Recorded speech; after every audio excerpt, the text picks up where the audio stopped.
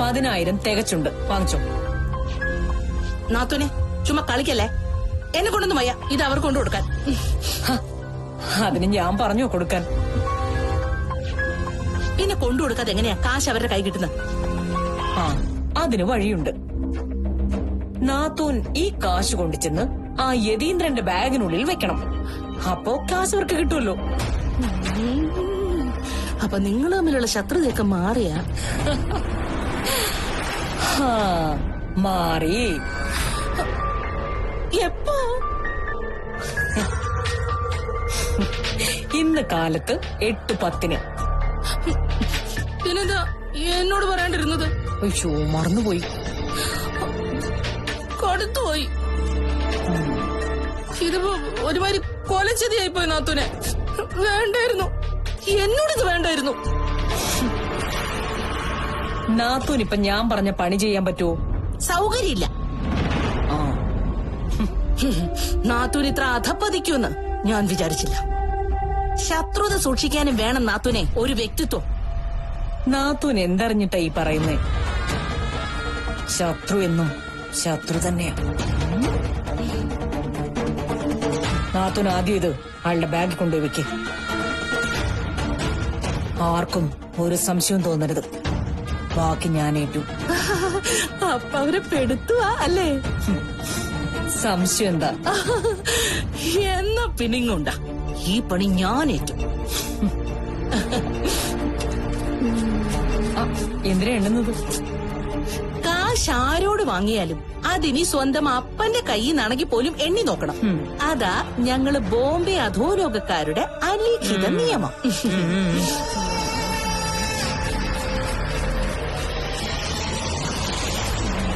10,000 തികച്ചുണ്ട്. ഞാനിത് കൊണ്ടുവച്ചിട്ട് വരാം. ആരും കാണരുത്. ആ പിന്നെ മോതലക്കുഞ്ഞിനെയോ നീന്തല് പഠിപ്പിക്കുന്നു.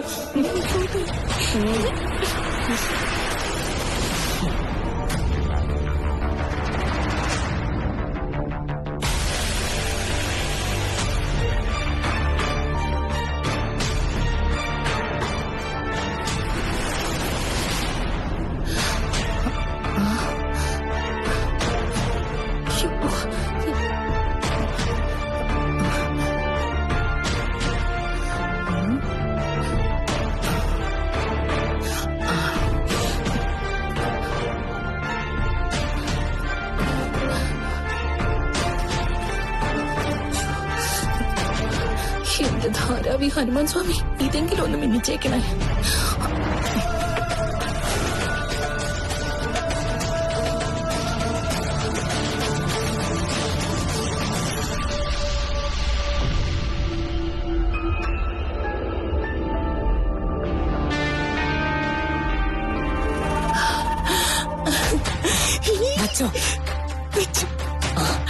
ആരും കാണാതെ സേഫ് ആയിട്ട് വെച്ചു. താങ്ക് യു നാത്തൂനെ. പറ, ഇനി പറ, പദ്ധതിയുടെ ബ്ലൂ പ്രിന്റ് കാണിക്കും. അങ്ങനെ ബ്ലൂ പ്രിന്റും ഗ്രീൻ പ്രിന്റും ഒന്നുമില്ല, ഓൺലി ആക്ഷൻ. അതെന്താന്ന് പറ. കണ്ടോ?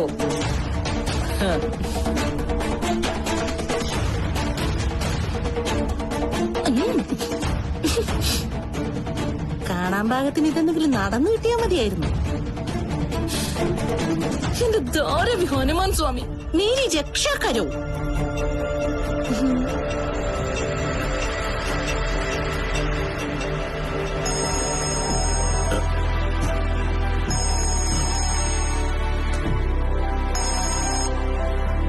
ഹലോ മോളെ, പറയടി. അച്ഛാ, പണം റെഡി ആയിട്ടുണ്ട്. ഞാനിവിടെ കുരിശുകവലയിലെ ബാങ്കിന്റെ ഫ്രണ്ട് നിൽക്കുക. അച്ഛൻ ഇങ്ങോട്ട് പോരെ? ശരി മോളെ. പാറു, പാറു.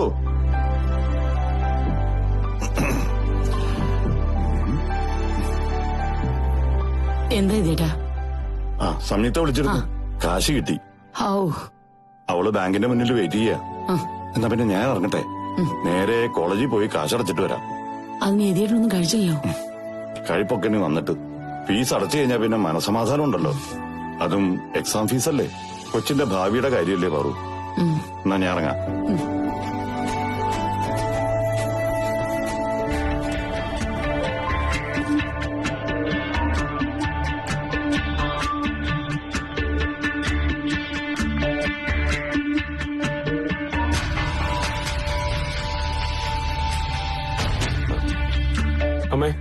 ഞാൻ ഇറങ്ങുവോ?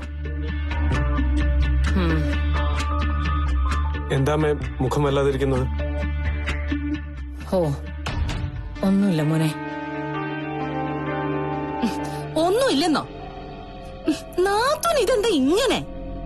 അഭിമോനോടെങ്കിലും സത്യം തുറന്നു പറഞ്ഞൂടെ? നാത്തൂനെ, എന്താ അപ്പച്ചി, എന്താ പ്രശ്നം? പ്രശ്നമൊന്നും അല്ല മോനെ. നാത്തൂന്റെ അലമാരനെ ഒരു 10,000 രൂപ കളവ് പോയി. കളവ് പോയോ? ഓ അതൊന്നും കുഴപ്പമില്ല. നീ ഓഫീസിൽ പോവാൻ നോക്ക്. ആര് പറഞ്ഞു കുഴപ്പമില്ലെന്ന്? കുഴപ്പമേ ഉള്ളൂ.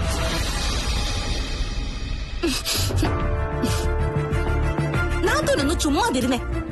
10,000 രൂപ എന്ന് പറഞ്ഞാലേ നാത്തൂൻ അതത്ര നിസാരമായിരിക്കും. പക്ഷെ കഷ്ടപ്പെട്ട് കാശുണ്ടാക്കുന്ന അഭിമോനെ അതത്ര നിസാരമല്ല. അല്ലേടാ മോനെ, അല്ലേ?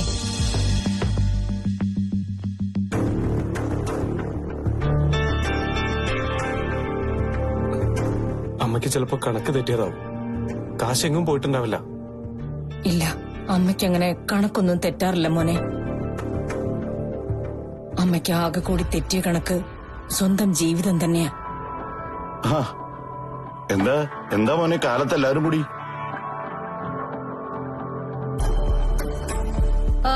ഒന്നും പറയണ്ട യതീന്ദ്ര. ഇവിടെ ഇതുവരെ നടക്കാത്ത ഓരോ സംഭവങ്ങൾ നടക്കുക. എന്തു പറ്റി? ഇനി എന്തോ പറ്റാനാ? കളപ്പുരയ്ക്കലിന്റെ ചരിത്രത്തിൽ ആദ്യമായിട്ട് കാശ് മോഷണം പോയി. കാശ് മോഷണോ?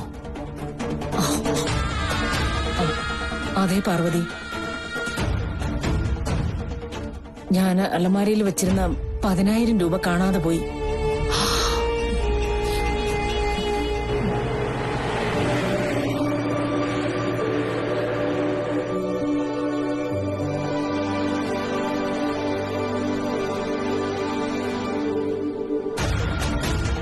ഞാൻ അലമാരയിൽ വെച്ചിരുന്ന 10,000 രൂപ കാണാതെ പോയി.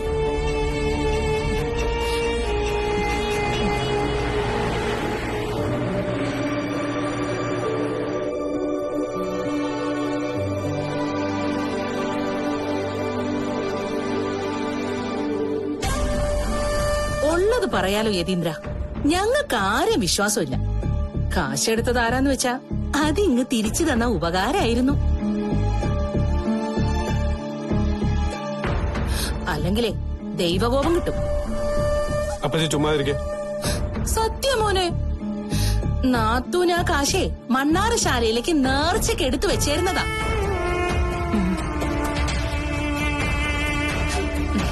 കളി നാഗരാജാക്കന്മാരോടാ. പണിയെ കരിക്കും വെള്ളത്തിൽ കിട്ടും. അതിന് നിങ്ങളുടെ കാശ് ആരെടുത്തെന്നാ? മോളെ അമ്മ മിണ്ടായിരിക്കെ. എടുത്താരാന്നൊന്നും അറിയില്ല, പക്ഷെ ആരോ എടുത്തു. അല്ലാതെ ചുമ്മാ വീട് വിട്ടിറങ്ങി പോകാൻ കറൻസി നോട്ട് എന്ന് പറയുന്നതേ കണ്ടം പൂച്ചയൊന്നും അല്ലല്ലോ. അമ്മ എല്ലായിടത്തും നോക്കിയോ? നല്ല കലക്കനായിട്ട് നോക്കി. അമ്മ മാത്രമല്ല, ഞാനും. അതാരോ കട്ടോണ്ട് പോയത് തന്നെയാ മോനെ.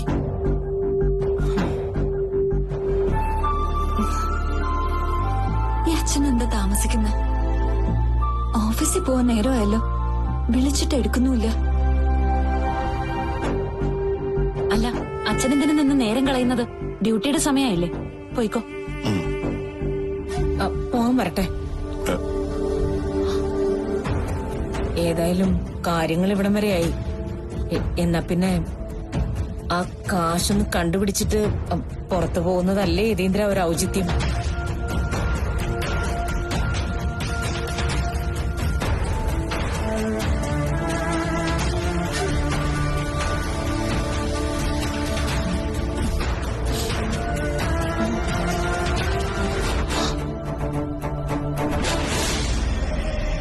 അമ്മ എന്തായി പറയുന്നേ?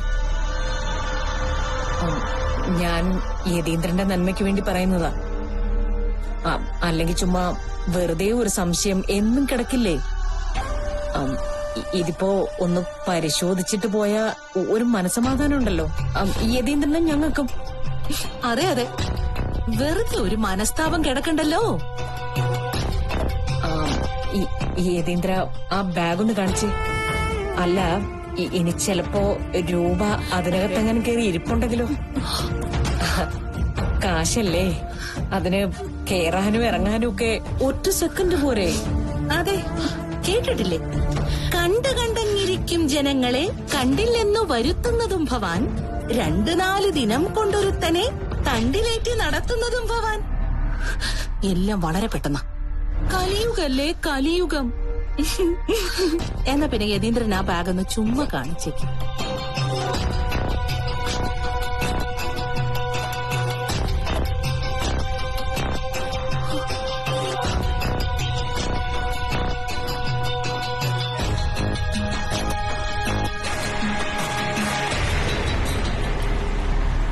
ഓട്ടോ ഓട്ടോ ശ്ശേ, ഓട്ടോയെ നിർത്തുന്നില്ലല്ലോ.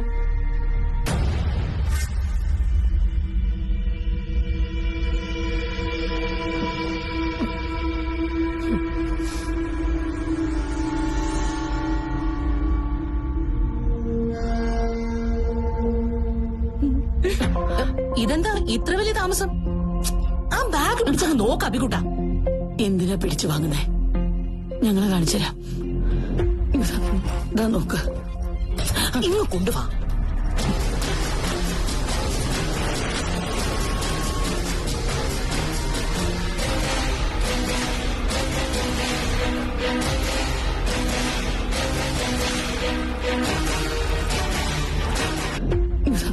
ഇതാ നോക്ക്.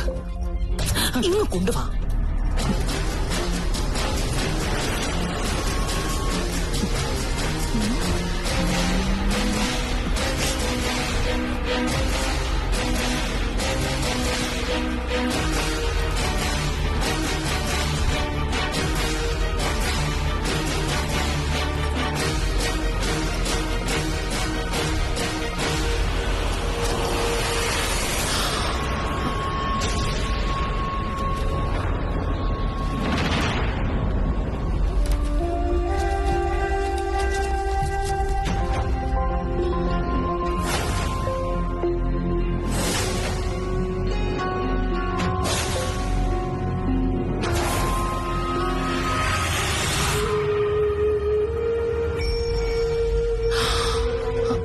ഈശ്വരാ, ദേ കാശ്.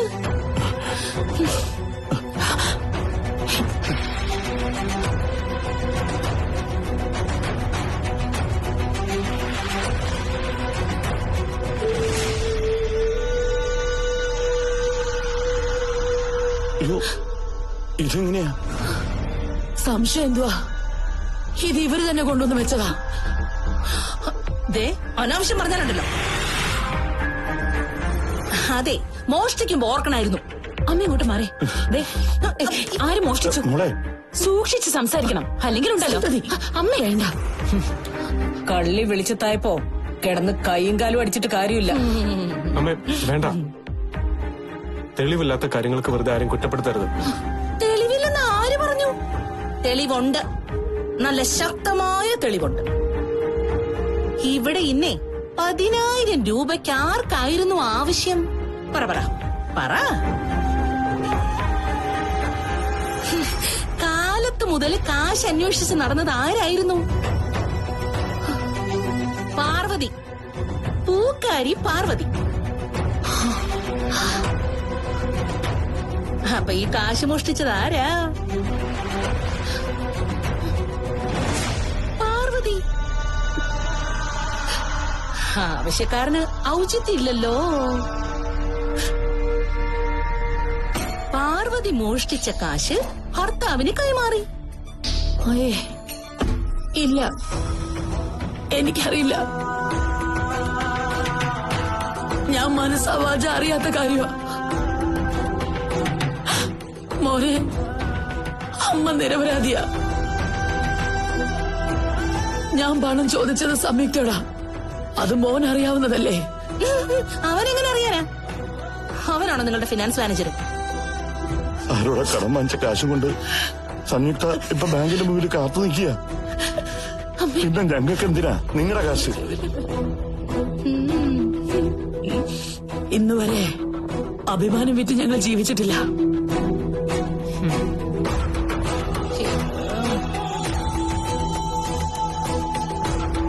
കള്ളം പറയുകയോ പ്രവർത്തിക്കുകയോ ചെയ്തിട്ടില്ല.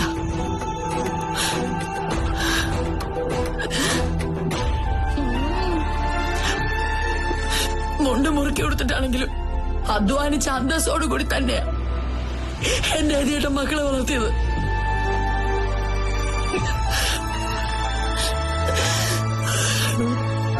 പാർവതിക്ക് അത്രയ്ക്ക് സത്യമുണ്ടെങ്കിൽ ഞാനൊരു പരീക്ഷണം പറയാം. ചെയ്യൂ.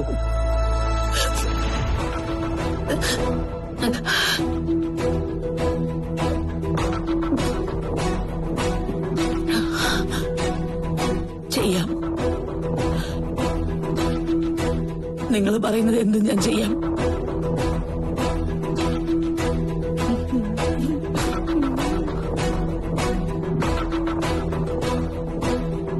അമ്മേ, നീ ഇതിലിടപെടണ്ട. എന്ത് വില കൊടുത്തിട്ടാണെങ്കിലും എനിക്ക് സത്യം തെളിയിക്കണം. നിങ്ങൾ പറയുന്ന പരീക്ഷണത്തിൽ ഞാൻ വിജയിച്ചാൽ നിങ്ങൾ എന്റെ സത്യം അംഗീകരിക്കോ? അംഗീകരിക്കും. എങ്കിൽ പറ, എന്താ നിങ്ങളുടെ പരീക്ഷണം? കർപ്പൂരാർച്ചന. പാർവതി ഉള്ളം കൈയിൽ വച്ച് കർപ്പൂരം കത്തിക്കണം.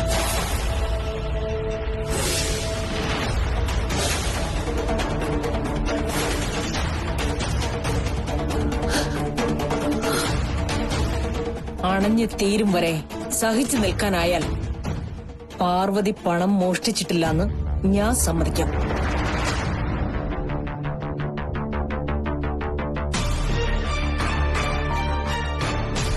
അതല്ല, പാതി വഴിയിൽ ഉപേക്ഷിച്ചാൽ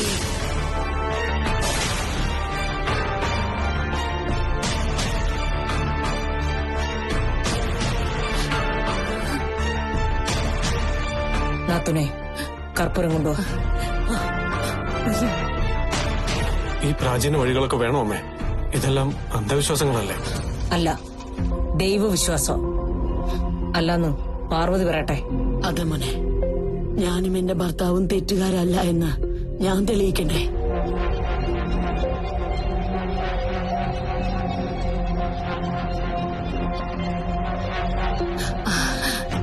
ഇതാ നാത്തുനെ. ആ, എന്നാ പിന്നെ നേരം കളയണ്ട. കത്തിക്കുന്ന നാത്തുനെ. കൈ നീട്ടിക്കോ.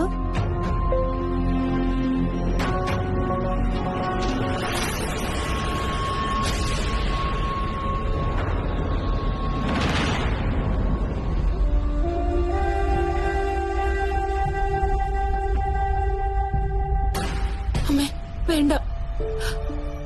വേണം മോളെ.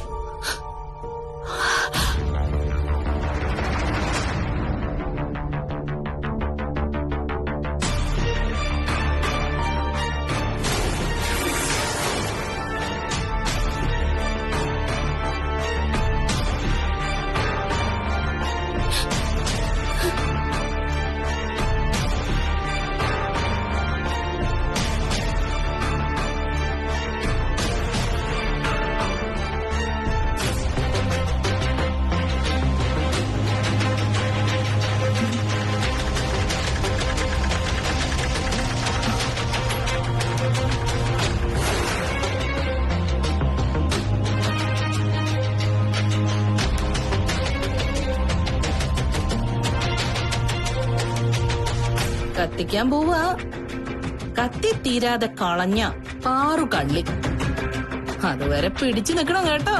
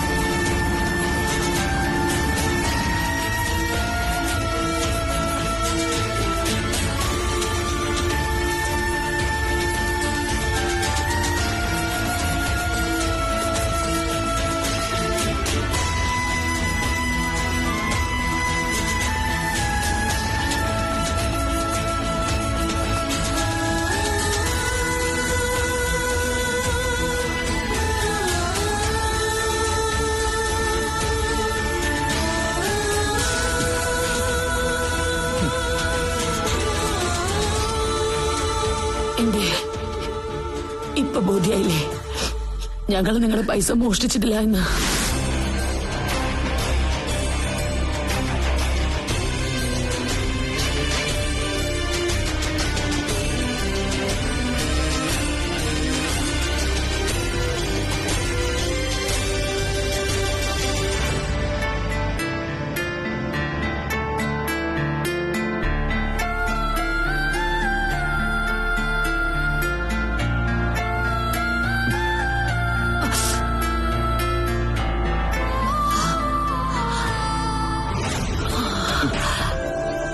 അഭി പറഞ്ഞതുകൊണ്ടും ഞങ്ങൾക്ക് ഞങ്ങളുടെ മക്കളോടുള്ള സ്നേഹം കൊണ്ടുവാ ഇവിടെ വന്ന് നിന്നത്. അതിന്റെ അർത്ഥം നിങ്ങളുടെ പീഡനം അനുഭവിച്ചോളന്നല്ല.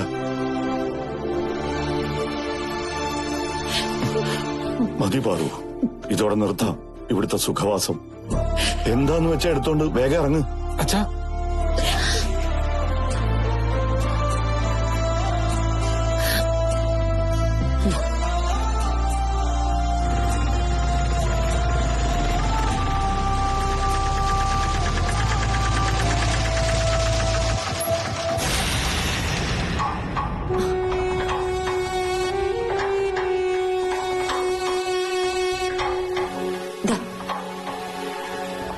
വേണ്ട ഗതിയേട്ടാ, നമ്മളെങ്ങോട്ടും പോകുന്നില്ല. സപ്തതിയുടെ പ്രസവം കഴിയുന്നത് വരെ.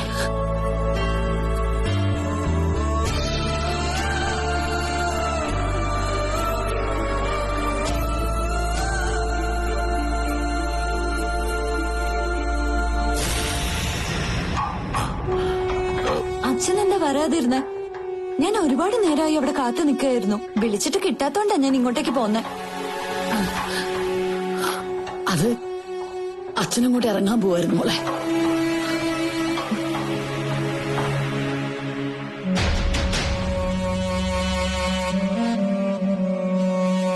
അമ്മ എന്താ വല്ലാതിരിക്കുന്ന? എന്താ എന്താ ഇവിടെ പ്രശ്നം? എന്താ അച്ഛാ?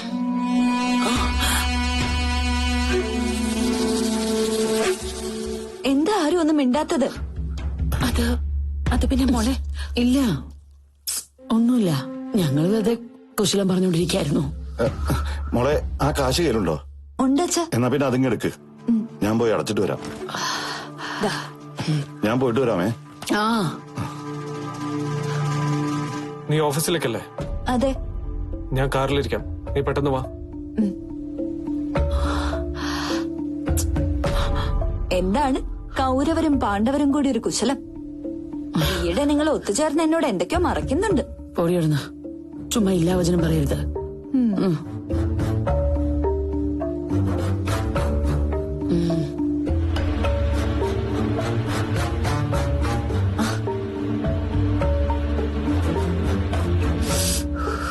അമ്മേ, ആ കൈയൊന്ന് നീട്ടിക്കേ. കൈ നീട്ടമ്മേ. എന്തിനാ? ബാങ്കിൽ നിന്ന് ഇറങ്ങി വഴിയിൽ അച്ഛനെ കാണാതെ വന്നപ്പോ ഞാൻ ആനന്ദേശ്വര അമ്പലത്തിലൊന്ന് കയറി വഴിപാട് നടത്തി. പ്രസാദം. ഇങ്ങോട്ട് കൈ നീട്ടമ്മേ.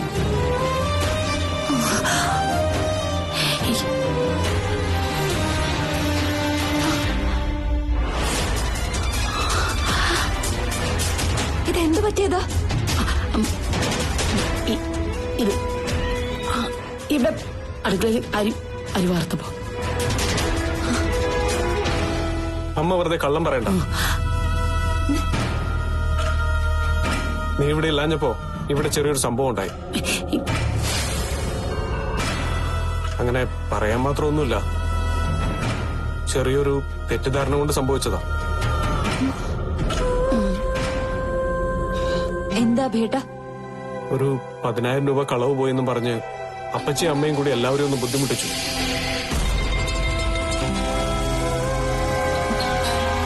അമ്മയുടെ ഭാഗത്ത് സത്യം തെളിയിക്കാൻ അമ്മ ഒരു കർപ്പൂരാർച്ചന നടത്തി. ഒന്നുമില്ലടി മക്കളെ, എടി നിനക്കറിയാവുന്നല്ലേ, ഞാൻ എത്രയോ വർഷമായിട്ട് ഈ വഴിപാട് നടത്തുന്ന. അതിന്റെ കൂടെ ഒന്നും കൂടി ദൈവത്തിന്റെ നിയോഗാതാവും. ഇത് നല്ല കാര്യമല്ലേ മോളെ? എന്ത് നല്ല കാര്യം? എന്ത് പറഞ്ഞാലും ദൈവത്തിന്റെ മണ്ടയ്ക്ക് വെച്ചാ മതിയല്ലോ. ഇത് മനഃപൂർവ്വം എല്ലാരും കൂടി ചെയ്തതാ. അമ്മ എന്തിനാ ഈ നാടകത്തിനൊക്കെ കൂട്ടു നിൽക്കുന്നത്?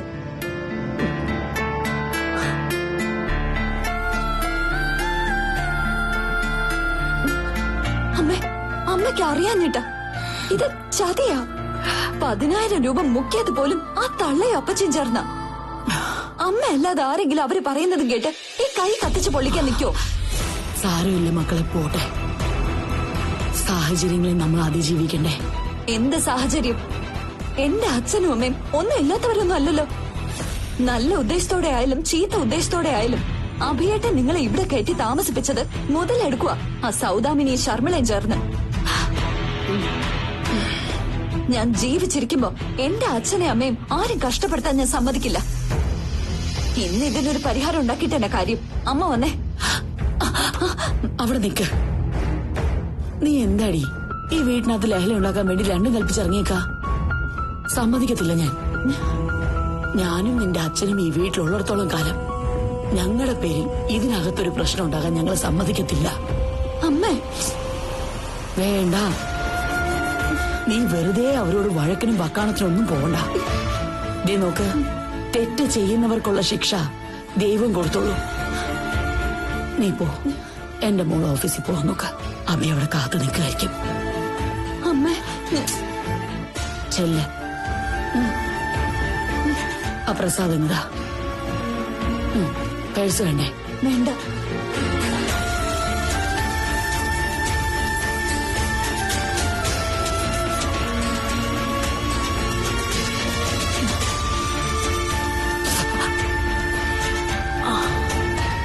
ഭഗവാനെ,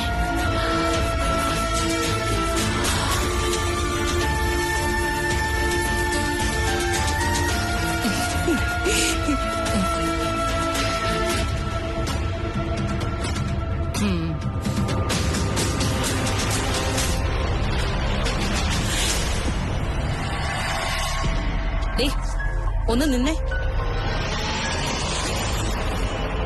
എന്താ? ഇന്ന് വാ, പറയട്ടെ.